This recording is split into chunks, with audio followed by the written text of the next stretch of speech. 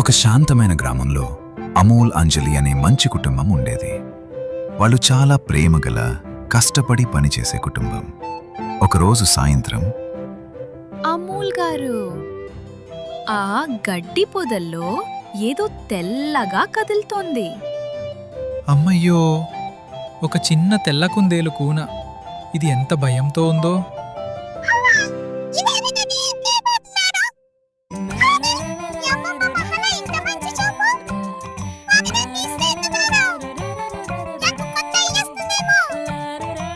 హఠాత్తుగా మనకు మూడో పిల్లవాడు వచ్చింది.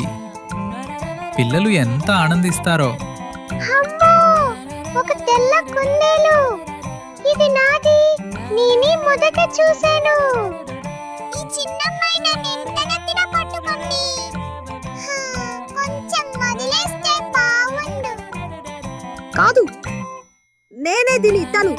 ఇప్పుడు ఇది నా స్నేహితుడు. ఇప్పుడు ఈ అబ్బాయి నన్ను పట్టుకున్నాడు. ఇద్దరి మధ్య ఎలా తప్పించుకోను? దీనికి మెల్లి అని పేరు పెట్టాలి. మెల్లి, నాకు ఇది నచ్చింది. కానీ నేను మద కుందేలునే.